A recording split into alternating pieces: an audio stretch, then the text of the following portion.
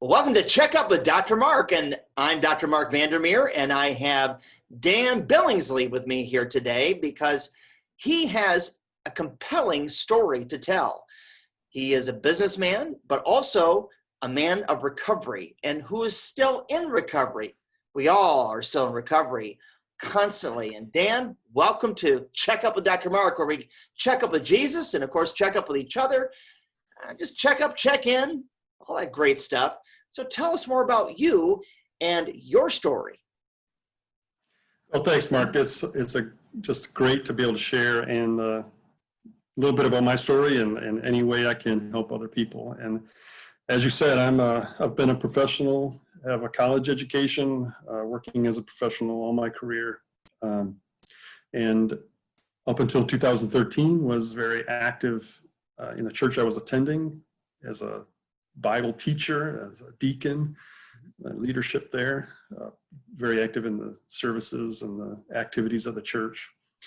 But there was a dark side also going on, and a lot of darkness in my life, a lot of dysfunction all my life, really, coming from some issues in my childhood with my father, alcoholic and abandoning father. And so a lot of codependency kind of issues. So we think of codependency as being addicted to relationships or addicted to love. A little bit different than a person that's addicted to a bottle or a drug of choice, but the core is the same. And I certainly had an addiction to finding affirmation and acceptance, and lived in constant anxiety of those things, and ultimately leading to criminal actions on my part. And went to prison for a few years, and really, and through that process, I am a case where there really was a transformation. And if you want to talk about people in recovery talk about hitting a bottom, so that was certainly a bottom for me. And then since then, have really been about being a different person. So Paul talks about being crucified with Christ so that we can be resurrected with him. So that's the attitude I have, and that concept of taking up my cross daily, to me personally, is that idea of continually killing, choosing to kill that old man, to not be him again and never go down the paths that lead to that man again. True. Yeah. Yeah. Well, and as now a crucified with Christ man of God, God has put you on an interesting path, because he's now using what has happened prior to mold and to shape you, and where he wants to use you in the lives of other people. So I want to invite you to share with us that new path and how God is leading you to, well, help others. And what are some goals that you have as you look forward to the next 6 months, to the next year? And by the way, everybody, Dan has come to us to Community Recovery before COVID hit, in person. And he was co-leading with myself with our codependency support group.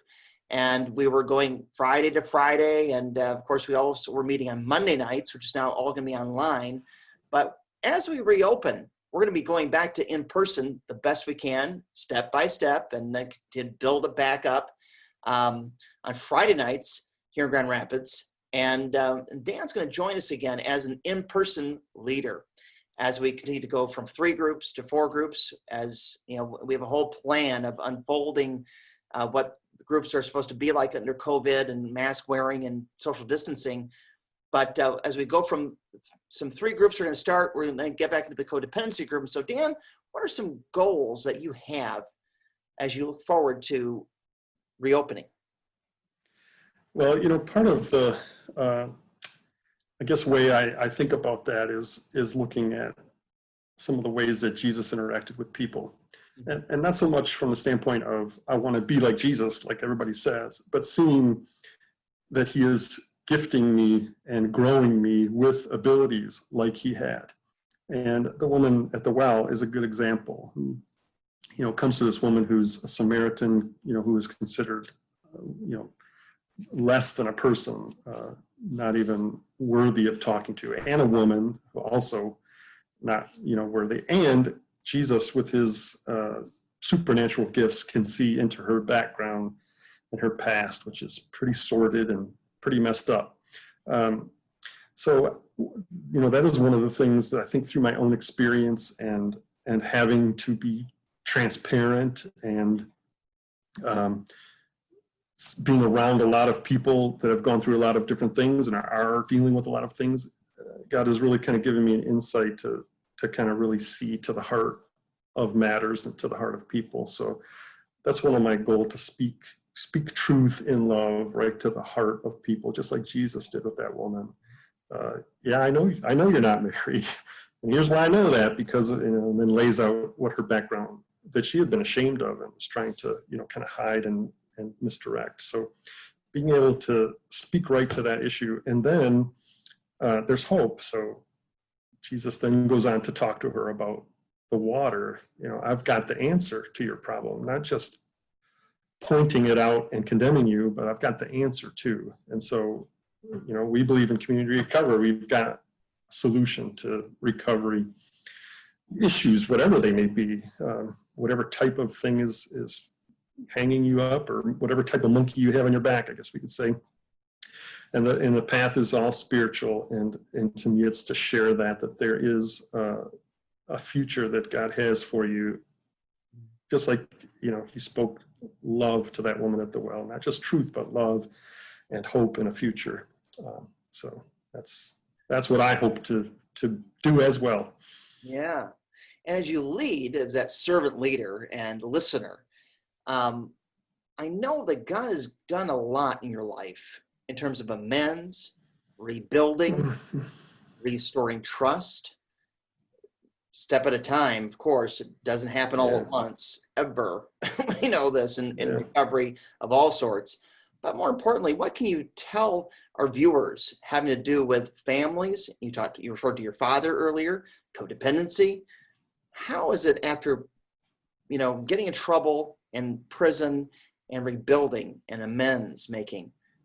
What can you share with us today about the hope of it, the struggle of it, but also, well, again, the hope of it? Yeah, so, one of the things that's been interesting in my journey in that respect, relative to family, is to find out that other family members had some of the same struggles, and they didn't go down some of the same paths. And in fact, by appearances, you would think they were the opposite of those issues, but we're really struggling with the same exact codependency and self-worth kind of issues that leads into the codependency in those relationships. So part of the process for me has been rebuilding those relationships with some of those family members in new ways that would have never happened had it not been for the dramatic, turn of events that my life took, and being able to connect with family members, in kind of a new way. And from that, there's amends of some past things, but also a very awareness of ways that I'm interacting with people, I guess is the best way to say it. So just as an example, we had an incident where we had a kind of a family gathering a year ago or so. And these things from way back, I don't even know where they came from, but I said some kind of really hurtful things about my sister in the presence of a big group of people. And but I was really convicted because of this process, and because of this increased self-awareness through this process. And as we know in the steps, there's this make amends process, and being ready to admit you're wrong. So there was like an instant awareness, even as I went to bed that night, that led me to make amends and deal with her directly and apologize and set the records kind of straight in terms of what I had said publicly. And I would say that we can't, for me personally, there are some relationships that are potentially never going to be restored. So it's a reality of when you hit rock bottom, Mm. or when you're in the path to bottom, there's a lot of hurt that you cause and a lot of relationships that you destroy and damage. And, to be honest and real, we can't pretend that those will all get restored, but we can do what we can do. That's what we're called to do. So the Bible says, as far as it's up to you, be at peace with all men. So we do everything we can to make amends for the harm we've caused. And more importantly to me is to never hurt people like that again. Mm-hmm. So, never go back to that, being that type of person, having those types of thoughts, being in that type of dark mindset. Mm-hmm. True. Now think back to your bottom, and you hit the bottom. What was the thing that made that bottom real, and where you began to turn a corner from the addictive lifestyle that you were entrenched in? And how did Jesus set you free? So in one sense, it's easy for me because, some guy showed up and put handcuffs on me. So, it was kind of forced upon me in a sense. But, there is the kind of like physical aspect of this. And then there's the deeper. And what I mean by that is, it's one thing to say, I'll never do that again. So if you're an alcoholic, you can say, I'll never drink again. And that's kind of the benchmark. I'll never pick up a bottle of alcohol again. But that's not healing. That's not the solution. The solution is to not be the type of person that wants to pick up the bottle to ease the pain again. So I think for me, that bottom, when everything was lost, really kind of instantly. So in the first 24 hours, my job was lost, cut off from all my family, most of my friends. Contact with all of my friends was cut off, and only a very few reestablished contact, afterward. So that was the bottom and kind of the turning point for me. And it made me kind of re-examine, because my issue was all related to relationships and those needs that I had that drove me to these, inappropriate ways of getting what I thought was love and so on. So it really, when all that was stripped away and kind of laid bare, it really took me to a place of really having to examine what relationships meant to me and what I sought out in them, and so on. And then through that process of growing as a person and a lot of self-help, and then organized programs like Celebrate Recovery and Community Recovery, just continually growing and seeing with more and more clarity. I've come to understand, the 12 steps are not something you go through once. When you come back around to that first step again, which we tend to think you only need to do once, but what it has meant for me is every time I come back and kind of focus on that first step, there's new things revealed about these ways. Even as a pretty healthy person, I still am helpless to these tendencies. And so constantly learning new ways and new things to be aware of, and new ways that these tendencies are influencing my life, even today as a pretty healthy person. How true. And as a healthy person now, you still go through your struggles. You still go back to step one every day, which is surrender. Yeah. Every day is surrender. And also, as we look at how the whole amends it's a whole cycling through this 12 steps every day. And why is it then therefore important? Like I said earlier, we're looking forward to reopen, looking forward to the groups coming back together in person. And we're also, by the way, everybody, working on a process of vetting and also getting some online groups organized. Dan's going to help me with this as well. But why is it important to have those groups? What do they do? What have, in your experience, how can you tell those who are maybe new in recovery and saying, why do I have to go to a group and it's just this, and everybody hear everybody's problems, and I got my own and I don't know what, and I'm scared. Ah, why is it important? Well, there's a saying that probably every listener's heard, I'm sure you have, that if you keep doing what you've always done, you'll end up with what you always got. Yeah. And I take a kind of a twist on that to say, if you, in your right mind today, having this conversation, say, I want to go west. I want to end up west. Yes. Then you don't start wandering around randomly. Mm-hmm. You get a compass and you turn until it's pointing west and you start walking in that direction. And what I've seen, like I said, in the first question, kind of this awareness, what I've seen, even as in my friends, like as a single person, trying to date and meet people and seeing my friends do the same thing, I see so much just kind of lack of purposefulness. So I say I want to meet this type of person, but I end up going out with these types of people because they're the people that happen to be around and ask me. So that kind of lack of intentionality, lack of purposefulness. And that's why I see community recovery program being, it's a place where there is a compass, there is direction, there is guidance, there is encouragement, a place where you can be transparent and not be judged. All those kinds of things which are so critical to being intentional about going in a certain direction. And to me, in my own recovery and watching other people, it's the number one thing of just having that mindset of intentionality versus just kind of doing whatever happens to do, or, being with the group that I end up being with, that kind of thing. And those paths always lead to trouble. We give all more than we know. and also it gives you a track to work with every week, and Right. know that there's support and no one's judging anybody. And that's huge. Not to mention where you're accepted. And speaking of acceptance, how God has accepted you, how God has forgiven you as a recovering person.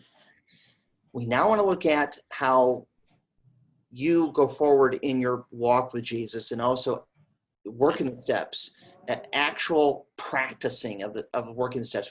You described it to us. We looked at a bit of an amends, which is step 8. We're doing this recording now in August, which we're focusing on step 8, getting ready to make the amends.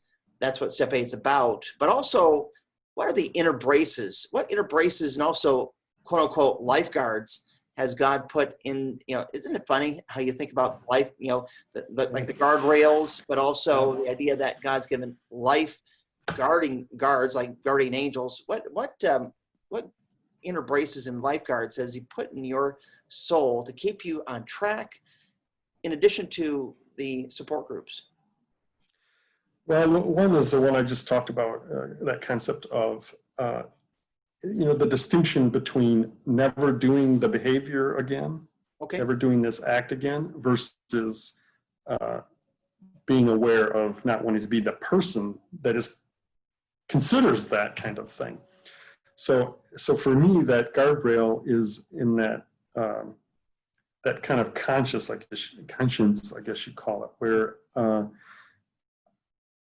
I can start to see I'm a little bit too interested in fantasizing about my relationship with this person, that I can tell is probably not somebody that I would spend my life with. Probably somebody that's not healthy for me in a relationship. And I'm just, from my personal experience, this, being single, this is a big part of it. And then the codependency issues. So I deal with this every day. So so it's easy to say, like, I'll never do this again, but the problem is that happened because of this mindset, this psychological issue, or this frame of mind that I was in. So the guardrails are having clarity, and I really think, just as I said earlier, God has kind of just instilled some of those in me, where I have clarity, or I start to sense in my conscience or